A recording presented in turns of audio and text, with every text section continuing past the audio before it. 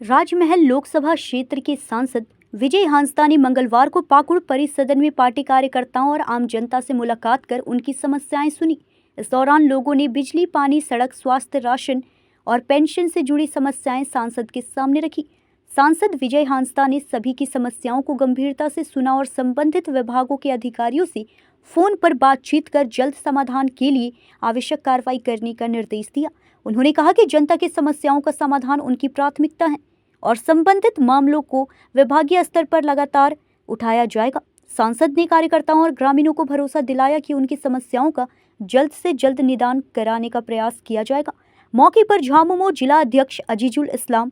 जिला सांसद प्रतिनिधि श्याम यादव समेत पार्टी के कई पदाधिकारी, पंचायत प्रतिनिधि, कार्यकर्ता और बड़ी संख्या में ग्रामीण मौजूद रहे। राज्य को नहीं जाएगा, कंप्लीट जो है आपका केंद्र को जाएगा। लेकिन हमारा जैसा स्टेट जहाँ की मैक्सिमम माइनिंग होता है और लैंड हमेशा स्टेट सब्जेक्ट रहता है, कि अगर ऐसा नियम कानून आ जाए कि जिसमें सीधे तौर पे केंद्र सरकार के तरफ से कोई आदेश हो जाए और उसके बाद उसी को पालन करना पड़े, जमीन हमारी जाएगी, पॉल्यूशन हम लेंगे, अब विस्थापन हमारा होना है और उसके बाद यहाँ पे किसी भी तरह का कंट्रोल नहीं रहे, तो ये तो बड़ा दुर्भाग्यपूर्ण है। और किसी भी स्टेट में जो भी रेवेन्यू मॉडल रहता है उसमें जहाँ माइनिंग होती है वहाँ माइनिंग का एक बहुत बड़ा अंश रहता है हमारे स्टेट के लिए, क्योंकि हम लगभग 40% कोल और उसके बाद अन्य जो हमारे यहाँ पे माइंस एंड मिनरल्स हैं उसके माध्यम से पूरे देश के पैमाने पे, देश और देश के बाहर भी हम लोगों के यहाँ से आपका मिनरल्स जाता है। पत्थर हमारे यहाँ से बांग्लादेश जाता है, बहुत सारे जगह जाता है, यूरेनियम हमारे यहाँ से जाता है। तो ऐसी परिस्थिति में जब हमारे यहाँ के लोगों को उसका हक और उसका फ़ायदा मिलना चाहिए, क्योंकि जो स्टेट में योजनाएं चलती हैं, चाहे वो शिक्षा से संबंधित हो, स्वास्थ्य से संबंधित हो, आवास से संबंधित हो, मैया सम्मान योजना है, आबुआ आवास है,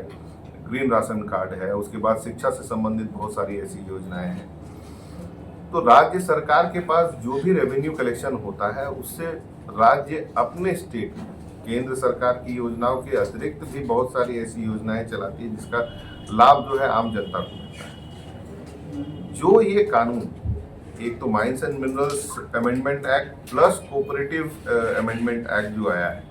ये दो कानून के माध्यम से सीधे तौर पे स्टेट का जो जुरिडिक्शन है उसको समाप्त करने का प्रयास किया गया। और ये क्यों किया गया कि आज अगर आप देखेंगे तो कई ऐसे स्टेट्स में जहाँ पे कि जोर जबरदस्ती, जहाँ पे बीजेपी की सरकार है, जोर जबरदस्ती लैंड्स को खाली किए जा रहे हैं, लोग विरोध कर रहे हैं। आज अगर आप केन बेतुआ और कई ऐसे स्टेट्स में, गुजरात में भी आपका विरोध प्रदर्शन हो रहा है, आदिवासी वहाँ पे विरोध कर रहे हैं, जो भी वहाँ के लोकल्स है वहाँ पे विरोध कर रहे हैं। कई ऐसे कॉरिडोर्स, एलिफेंट कॉरिडोर हो और भी अन्य कॉरिडोर्स हो, वन के जितने भी संरक्षण, आपका जंगल को संरक्षण करने के लिए जो भी कानून बने हुए हैं, जल जंगल जमीन को कह लीजिए संरक्षण करने के लिए जो भी कानून बने हुए हैं,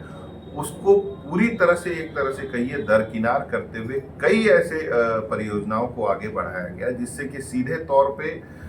लोगों के साथ उस जगह को पूरी तरह से आने वाले समय में बर्बाद कर दिया जा रहा है। और सीधे तौर पे किसको फायदा किया जा रहा है? बड़े बड़े पूंजीपतियों का। आज ये अधिनियम लाने या संशोधन लाने का मुख्य एक उद्देश्य कि